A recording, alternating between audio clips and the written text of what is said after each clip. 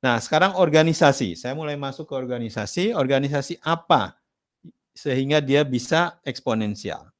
Ada 10 kriteria yang harus dipunyai atau harus dilakukan sebuah organisasi agar dia menjadi eksponensial. 10 ini disebut MTP, Massive Transformative Purposes. Ya, nanti saya bahas sebagiannya, nggak mungkin bahas 10-10-nya. Tapi idenya harus transformatif, scale up-nya harus transformatif. Ya, jadi ada 10. Staff on demand, community, algoritma, leverage asset, engagement, social, autonomy, eksperimentasi, dashboard, interface. Ya. Nah, nanti Anda tik perusahaan saya punya nggak ke 10-10-nya. Yang nggak perlu 10, setidaknya 5 punya. Ya, sehingga dia punya power untuk bisa eksponensial.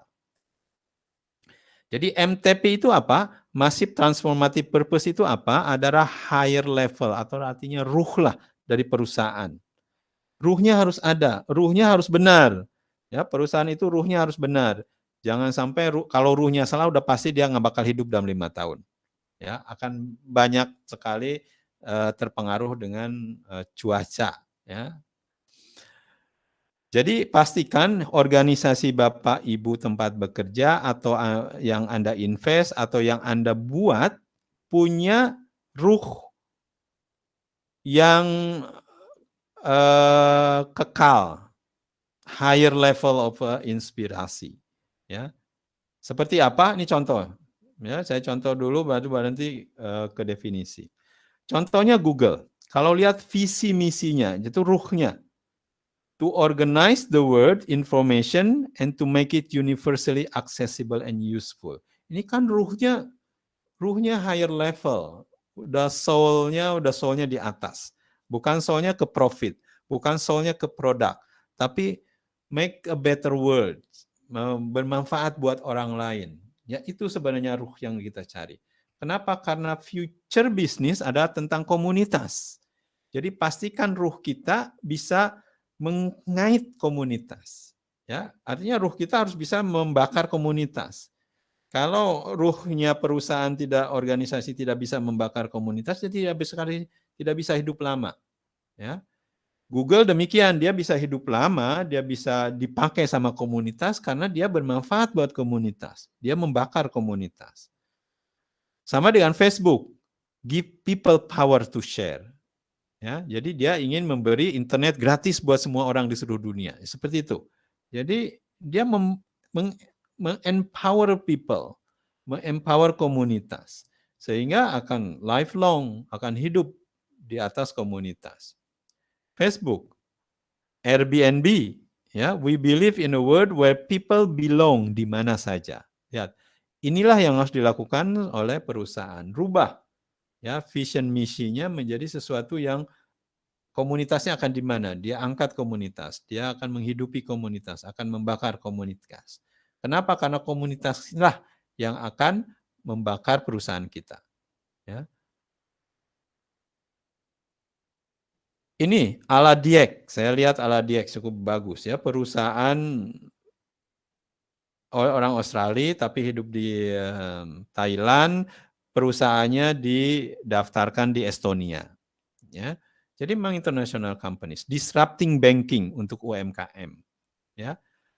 Misinya, visi misinya, financial supply platform for micro, small, and medium enterprise. Dia melihat bahwa perbankan tidak bisa menyentuh ke UMKM. Ya. Kenapa? Karena prinsip perbankan tidak membantu UMKM. Dia membuat perusahaan seperti itu. Ya. Jadi dalam 5 tahun dia akan merangkul 1 juta UMKM. Semacam ini pasti akan dibakar sama komunitas. Nah, ini perusahaan yang saya sedang fokus dengan beberapa rekan Anda ya. Mungkin Pak Warno, mungkin Pak Mariono sudah mulai berkecimpung di sini. Jadi kalau Bapak-Bapak ingin tahu lebih jauh, perusahaan Mini adalah perusahaan teknologi blockchain yang dia punya visi simple, limitless, dynamic. Visinya membuat semua orang ya, yang tidak punya skill, artinya tidak terlalu punya skill, tapi punya wawasan ke depan, bisa mendapat pasif financial. Sebenarnya 15%, 10-15% per bulan itu cukup buat seseorang dalam 2 tahun bisa financial freedom. Ya, cuman kita akan pilih-pilih perusahaan, mana nih yang perusahaannya benar, mana yang punya keahlian teknologi, mana yang punya organisasi secara eksponensial, itu yang harus kita lihat. Ya, semuanya terutama Bapak Ibu sebagai investor harus melihat itu. Ya. Cloud mining yang lain. Jadi perusahaan ini Mini ini adalah perusahaan cloud mining, ya. Kebetulan kan Bapak di UT adalah perusahaan mining juga, makanya saya angkat ini perusahaan mining. Cuman ini miningnya mining di kripto, ya. Ada beberapa perusahaan cloud mining. Ini salah satu yang di Indonesia saya lihat cukup bagus juga, namanya Genesis Mining. Sebenarnya perusahaan dari luar, tapi dia sudah buka cabang di Indonesia. Perusahaan mining Bitcoin di Indonesia. Dia akan merambah pasar Indonesia. Hati-hati, ini perusahaan besar juga di luar. Ya. Dia menawarkan 10% juga, hampir 10-12% sebulan dengan skema-skemanya dia sendiri. Ya.